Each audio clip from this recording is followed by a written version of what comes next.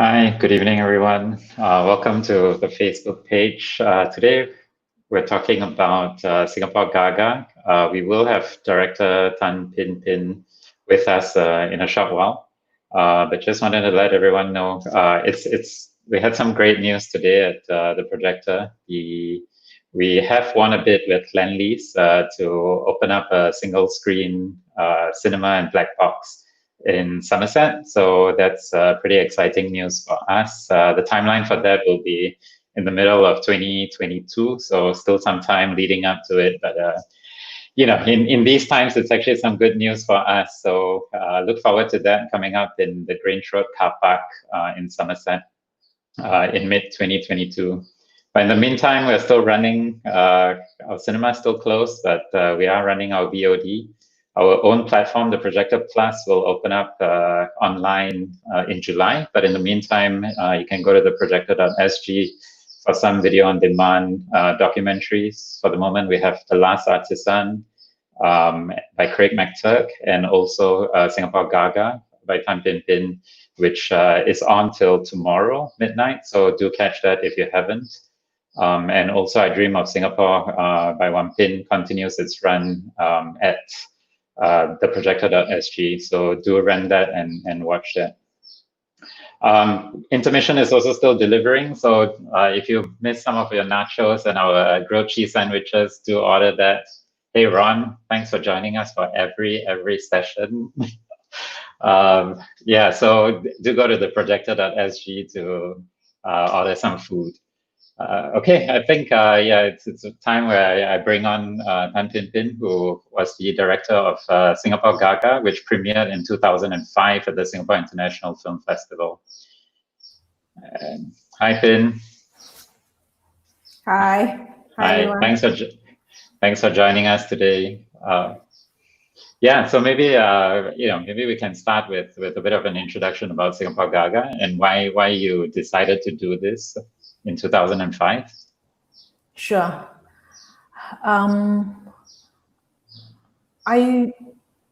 As you know, I started out as a photographer, and one of the things I did out of impulse and also compulsively was to go around with a stills camera recording live in Singapore. Mm-hmm. And as I was doing that, the instinct to actually carry a sound recorder with me became the next thing to do as well. Right. To photograph, to record these amazing sounds that make Singapore, Singapore. And mm-hmm. not just, the train doors closing or the sound, very specific sound. Right. or the sound of the grind of the sugarcane machine. Mm-hmm. Those things I just thought, wow, it's so interesting. Or the certain kind of koel that wakes you up every morning. Yeah. It still does, actually. Yes, I have one that lives behind me, I think. Yeah. Okay. So you started recording. Yeah.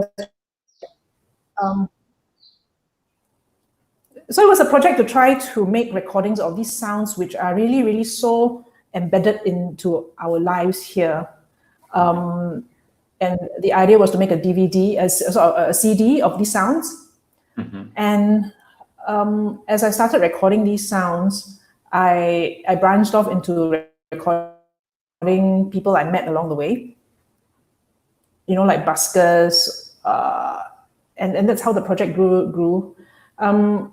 At some point, the sound, the CD aspect of it, the sounds of Singapore, mm-hmm. grew into a documentary, and it became initially called the Singapore Musical. Right. Okay. And then it became Singapore GaGa, which became what it is today. Yeah.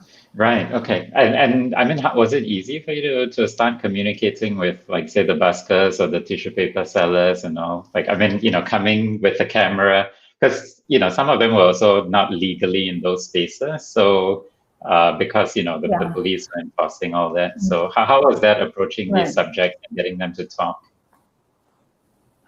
I think it was very not too difficult. I mean, similarly, I just walk around with my camera. I approach a busker, or I approach trained announcer or approach a Singapore political exile, the approach is the same. Asking them that, like, you're doing something really interesting or you have something interesting to say, can I have a chat with you? Right. Get a bit of I remember trust. passing, yeah, and it's always definitely with their consent. And I think it helps that I'm just a single person carrying a very small camera, so I don't look like a Steven Spielberg with a beard and a cap and 30 crew behind me. So that really helps with access and permissions. Right. So you don't have like this big crew that comes with you. You generally operate on your own when you're doing these productions. So. I generally, definitely, initially at least operate on my own, because a lot of what I do is just like, I call myself a Karang-Guni woman of Singapore. Because so much of what I collect, right. what I collect, it is unclear how it will be used, if it will be used at all, until I've amassed a big enough lorry of stuff. And then I take it out one by one to see whether I can construct a meaningful vision out of these different scraps. Yeah, I think a more poetic way to put it, just to scratch off the Karang-Guni image of your mind, is to maybe think of me as a stained glass maker. Right. Where you have all these little bits of mosaic or bits of colored glass lying around, and then you're like thinking, oh, look, this looks quite nice, and you put it there and see if you can actually put a beautiful stained glass image together. Right. So for you, when you're approaching your filmmaking, it's not like, this is the narrative that I have. It's a bit more of like, this is the content I have and what stories can come out of it. Is that how you develop your films? Two strands. What am I interested in finding out about? Singapore GaGa gave me an opportunity to see the Juanita Melson, who's the MRT announcer, in person, to know what she exactly looks like, because I've been listening to her practically all my life. But you consciously didn't put her face on the documentary. Yeah, I just decided that it's actually a little trick on the audience that although they think they finally meet her, they actually do meet her, but they meet her as a voice. Right. But to be fair to Juanita Melson, her visage is actually in a DVD extra. So you should get the DVD, which is available at Objectives. You finally see a special interview with Juanita Melson. Okay. So for me, the first thing is it satisfies my curiosity. It gives me a reason to meet people, to do things. Otherwise, generally, I would be quite shy to approach people. The other thing as well is I approach projects by themes, like what am I interested in? And the theme isn't clear until I actually start editing. Right. So it's a very, very, in a Singapore context, a very unusual way of making films. Because in the Singapore context, there's a lot, okay, send your script, raise money for the script, cast who's your A-list, and then shoot the film, and then launch it at in a certain way. Mine is actually a lot more. It's a lot more tenuous, but actually a lot more organic and interesting, I feel. Right. And so when you're doing this, like who's the audience that you have in mind? Like, I mean, is it a Singapore audience who's familiar with this, or an international audience? So it doesn't really matter. Like, you do it more for yourself and then see the audience that it finds? First of all, it has to make sense to me, the final product, the final film. But a lot of effort is put into putting it together so that it appeals to people in Singapore as well as people outside Singapore. But I think I was very, very clear that I wanted all my films to premiere in Singapore, world premiere in Singapore. So it was never like, oh, I need to make sure that I'm giving the world premiere status to, a certain festival. It was always had to be in Singapore.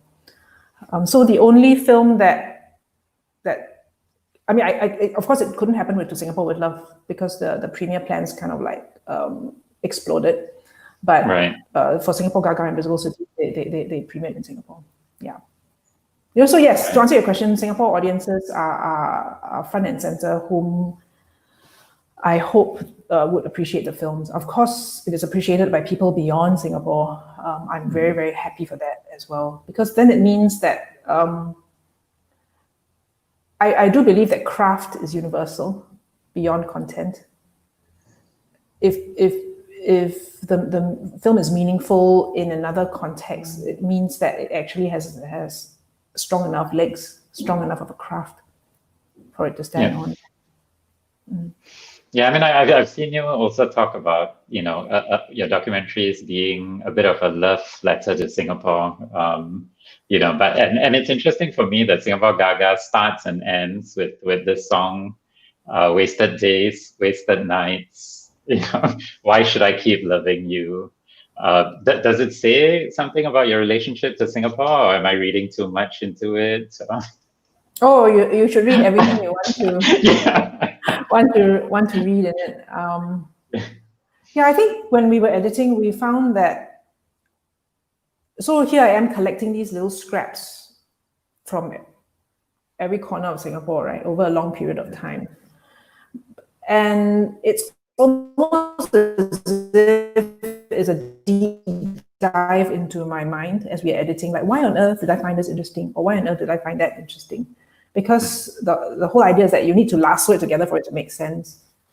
And then we found that the editor, Martin C., and I realized that what lassoed it all together was the feeling of being left out, being an outsider. That was the emotional through line for all the different people featured in the film. Even from the clock stomping Ape playing the harmonica to Margaret Ling Tan, who plays in Carnegie Hall. From all of them have a sense of, well, I'm not really recognized.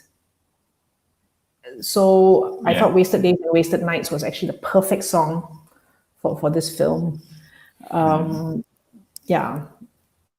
Actually, Ron has a question to tie about all the.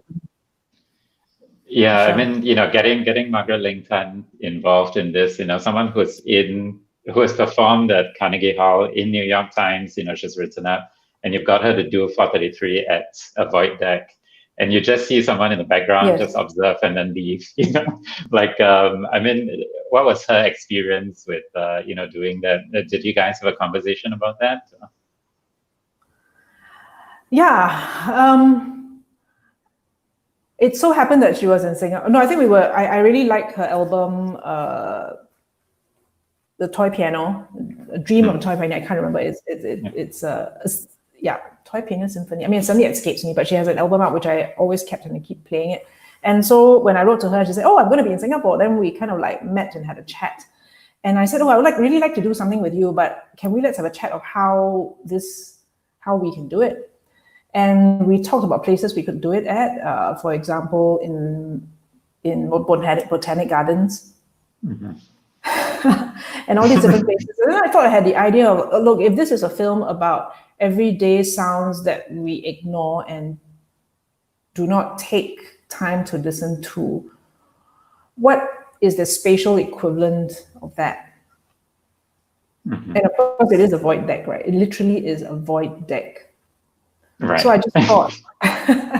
just thought it seemed to echo very well if Margaret Ling Tan could play 433, her most famous piece, in the void deck. And she was so game. She took it so professionally. And I think it was her performance, or you could say non-performance, that in a way anchored the film, because it also the theme of 433 resonates very much with the theme of the film. Exactly. So I found it quite meta in a way, because you're talking about tuning into the urban sounds and all, and then here for 4 minutes and 33 seconds you are watching Margaret Ling Tan just listening, and it was just a bit like, wow. So that was a great moment in the film. Actually, I quite enjoyed that. Yeah, so I mean, you know, like, so for yourself, talking about wasted days, wasted nights, in terms of filmmaking as a career, is that, you know, like, why did you choose to do documentary, maybe not, you know, features, which may have been more commercially viable, and going with the format that you do now?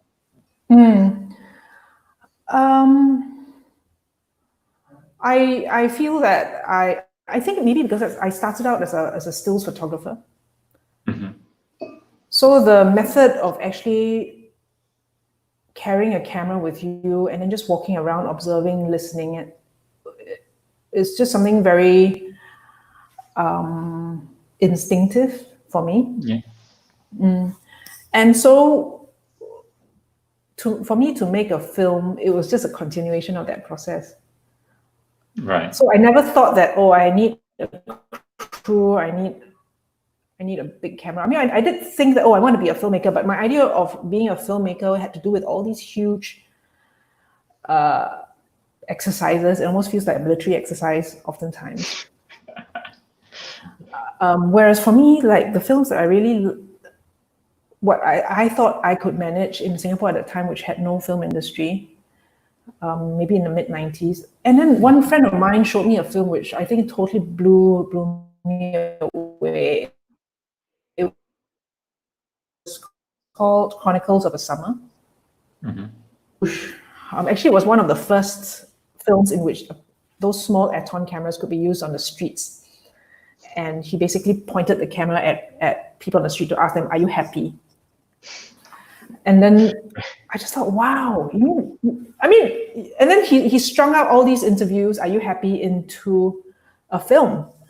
And it was a film set in the 1962 or 63, or is it 65, at the summer in which I think France had invaded Algeria. Algeria, yeah, 64. Yeah. So in my mind, I just thought, wow, you know, I can make that kind of film where it's me and maybe a sound person and a camera. We are walking the streets. So I immediately found a vocabulary to use, because up until that point, all around me, it was just really, really unattainable. You know, nobody owned a camera, and you had to have come from a family that had a camera to be able to and buy enough money to buy film. Yeah, so it seemed like an easier entry point than, say, you know, writing a feature film and doing the pre-production, getting a full crew and all that. So, I mean, I guess in terms of getting your message out and exploring that, it was probably an easier entry point to do documentaries. Yeah. But I mean, was it easy to make it commercially viable though, or did it not matter at that point when you were starting out? I don't think anything is, I mean, I think the only film director that's commercially viable in Singapore is Jack Neo. Right. Not even like Anthony Chen or... I don't know. You should hear some of his interviews, right? And right. It's quite very, very telling. Yeah. So I feel one way to get around it, pretty very small scale. Because the whole idea of borrowing money to make a film and then not being able to pay people back. I think if you can do that once, but you won't be able to do that twice, right? Yeah, it's too much of a stress to do it. I think Ron has another question about. So how many people are out there? 40 at the moment. Yeah. Okay. I'd love to. I mean, I can't see any of you because we are using StreamYard. So please leave the questions in the. Is it a Facebook? Yeah, link, Facebook. Right? Comments, chat. Please do that, because all I'm seeing is Prashant on the screen right now.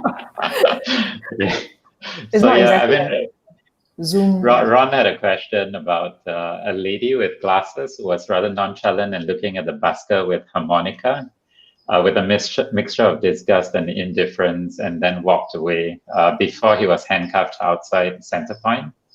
Was it included in the film on purpose? And do you think it reflects the way Singaporeans feel about issues that happen around us, or how authorities, or is it reflective about how authorities react to things that don't fit? Yeah. Right. No, I think the key moment for me, and it's kind of one of those filmmaking God's love you moments, is when these two aunties, this uncle and auntie, comes and asks him point blank, "Do you have a license?" Yeah, the NAF license.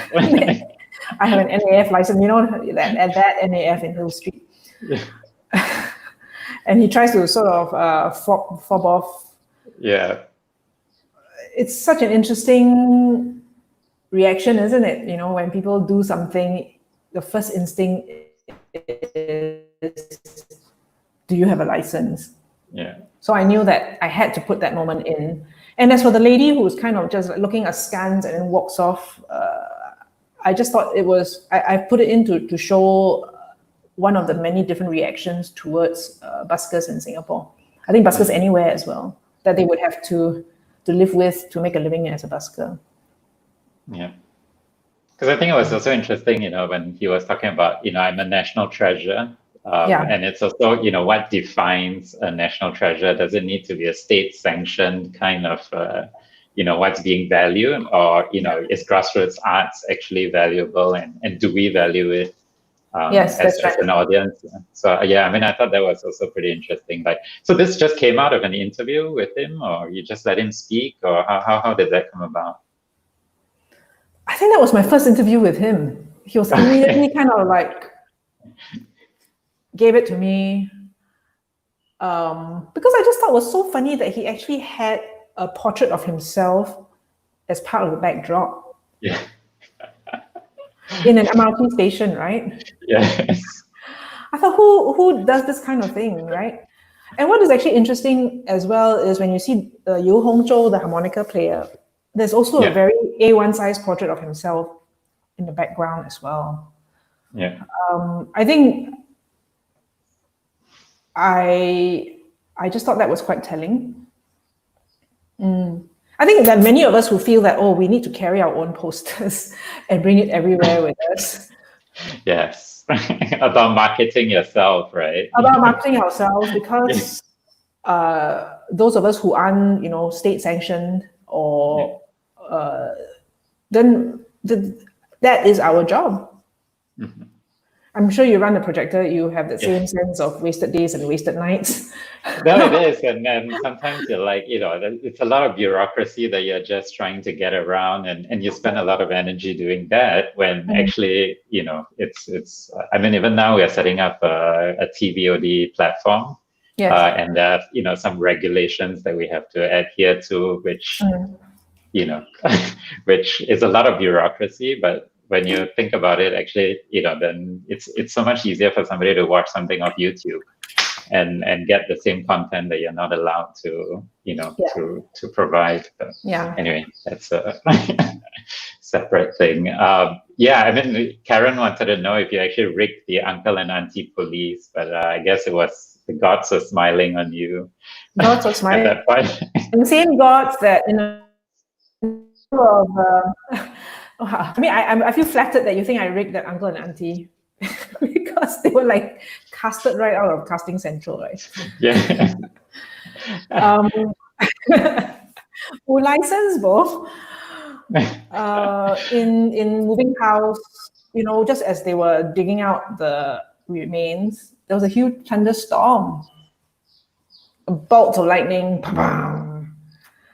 So that was a backdrop for the exhumation. I think. Yes, you certainly have, the right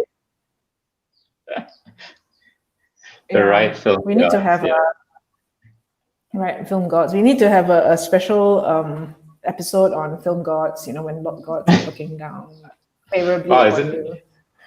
Well, I know some of the big production crews do that, like the offerings to the gods before they do it. And at Projector also every 7th month we do offerings because, we've had incidents where we decided these may be extra, So we strongly believe in 7th month. Insurance, you must always buy Yeah. insurance. So I hope you Karen, myself, and Asman, 3 of us cover all the grounds, multiracial. Multiracial. Make sure all the gods, not just the Chinese god. Yes, exactly. Okay, there's a question from Felix in terms of how do you think your film has aged? And do you think younger audiences, how would they relate to this film? Have you ever screened it to like schools recently and gotten a response to that? Is this a Felix I know? Galista? Oh, don't know him. Sorry. Hi, Felix. Actually, it's really interesting. I don't quite know how this film has aged. It would be for the audiences to watch and then maybe let me know. Because these are films about very specific personalities, and the idea being that if these personalities are no longer around, then the film has aged. Does that necessarily mean that, or does that mean that, or does it not necessarily mean that? I mean, I would hope that it has longer legs, so that it is meaningful for Singaporeans who are very young now watching it. But more than anything else, it's more like a sense of reminding people to be very, very conscious about their surroundings, and not to just be on autopilot all the time. I know since this film was made, the handphone came into being. And that's kind of like... And headphones. Headphones have always been around, but handphones, right? Yeah. And that has kind of basically vacuumed up all the special moments that you used to have, things like when you're waiting for the bus and you're just looking around, or you're on the bus, you're just looking out the window and seeing, or if you're on a double-decker bus, you're seeing the rooftops of other bus stops and things like that. Yeah. I think those moments have been cancelled out by those noise-cancelling handphones. Yeah, that's true. Because I used to actually take a bus ride, from Clementi to Bedok, like 7, and just observe, the changing landscapes kind of thing. But now I'm probably on Instagram or Facebook working. Exactly, right. Yes. I used to read a lot more in a bus stop waiting for the bus. Yeah. And now those times to read have been replaced by checking the phone. Yeah. Sorry, I don't know. Maybe to address Felix's, I think from my own personal thing, and I had this conversation with Karen actually before coming on this, I actually thought it aged well in a sense that nothing has changed in some ways. The way the community is policing now in COVID-19, where you're supposed to, check whether this person is wearing mask and that kind of thing, was the same way that uncle and auntie were like, hey, you got license or not? That kind of community policing that has now become ingrained was something that stood out for me. But also, like, say, the policing of the arts and the buskers and all those. So those kind of things were relevant. And also, right at that point where you had the NDP at the finale, and then the song Wasted Days, Wasted Nights came, and the discussion that we're having now about whether we should be having NDP at all. Like, all this was like, oh, wow, as if it was on cue at that point. So for me, I found that quite interesting. And still relevant in a way. So whether it was, if I don't even think that it was in 2005, to me it was still some relevant issues that were brought up in the documentary. But what I liked also was, from 2005 and also maybe in 2017 with In Time to Come, which was maybe a most recent documentary. So there were certain very similar traits in that they were also, Singapore GaGa was also a time capsule of that time, as a video piece and as a sound piece kind of thing. So I kind of saw that continuity and quite appreciated that. It's interesting that you say that, because a lot of people have told me that as well. that they see very Nice. strong echoes between Singapore GaGa and In Time to Come. Yeah. All right. Yeah, are there any other more questions that you can throw in the comments? Otherwise, Isabel Dejoux asked, is posters marketing or showing that you're legitimate? Like, I mean, does it become a form of legitimizing, you know, yourself as a formal or respectable art entity, I guess? Sorry, I don't quite understand the question. The question was, is the poster marketing or is it just showing that you are legitimate? So I think it's more like your post that you were talking about. Sometimes you bring posters around or somebody putting their photo there. You know, whether it's legitimizing their presence or is it an advertisement or marketing? They're both related, because it says that this is me, I'm here, I'm performing for you. This is me, I'm here, I'm showing my film to you. In case you're wondering what film you're watching, or in case you're wondering who you're listening to.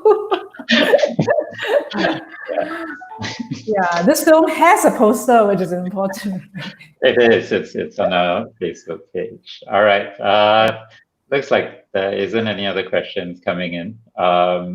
Thanks a lot for joining us. I know you have another session later at 5:30 with RGS. So thanks a lot, Pin, for joining us. If everyone else, if you haven't watched, do go to the projector.sg/Singapore GaGa. You can rent. It's a 55-minute film, so do take your time, tune out from everything else, and tune in to Singapore GaGa. Thank you. Bye-bye.